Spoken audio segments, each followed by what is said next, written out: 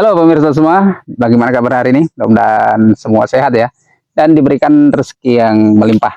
Nah, pada tahu belum berapa lama sih pupuk yang kita berikan kepada kelapa sawit ini bisa diserap oleh kelapa sawit dengan maksimal? Nah, kalau ada yang belum tahu, sini tak kasih tahu. Berapa? Apakah sehari, 2 hari, atau sebulan, atau sampai 1 tahun? Nah, kita bahas ini secara bersama-sama. Yuk, kalau nanti ada yang kurang, silahkan komentar di bawah ya. Atau ada yang salah, silahkan komentar di bawah.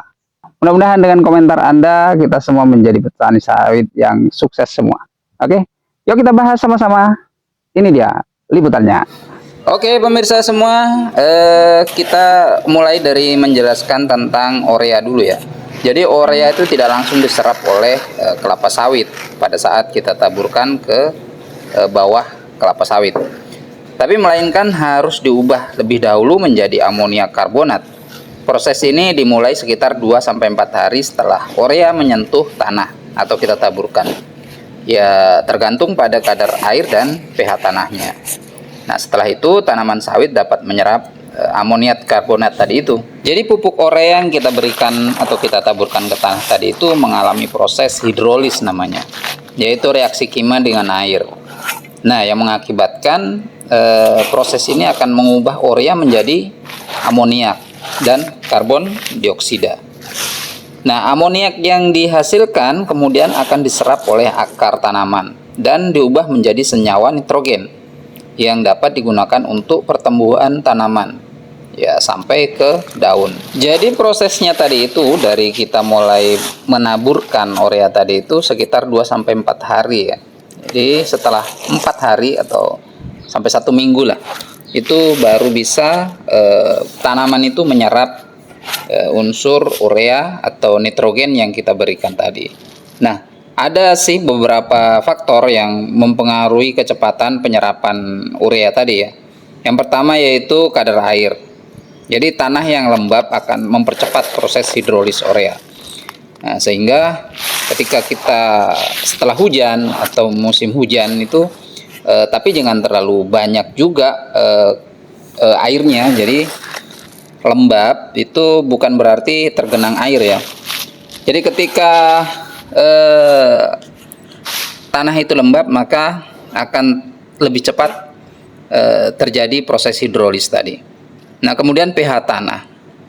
pH tanah yang netral atau sedikit asam akan mengoptimalkan aktivitas bakteri yang berperan dalam proses hidrolis. Jadi pH tanah juga mempengaruhi.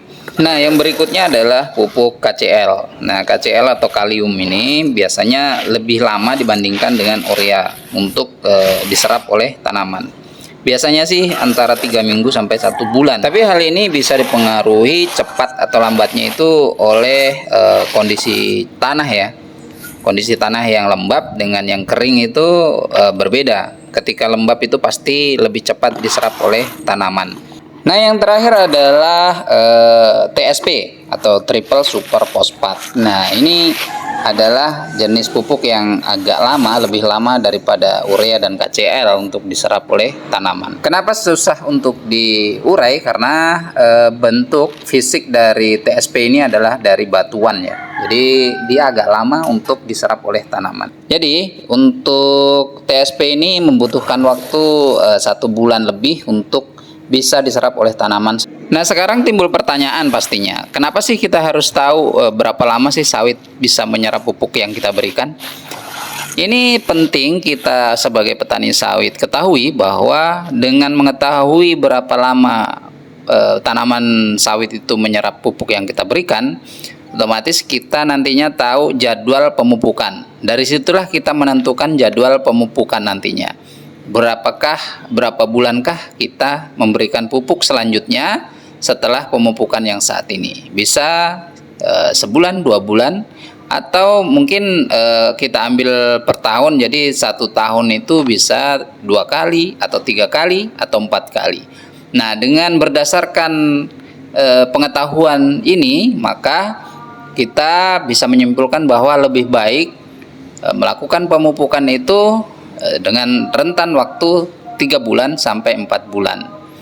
Jadi setahun 3 kali atau 4 kali. Jadi dengan rentan waktu itu kelapa sawit kita tidak kekurangan unsur hara, sehingga produktivitas pun akan tetap meningkat dan seperti yang kita inginkan. Oke? Oke pemirsa semua, itulah tadi pembahasan yang sempat saya sampaikan. Mudah-mudahan ini bisa bermanfaat, dan apabila masih ada kekurangan atau kesalahan silahkan komentar di bawah. Mudah-mudahan dengan komentar yang Anda berikan akan menyempurnakan isi dari konten ini. Oke, sampai jumpa di video mendatang. Dadah.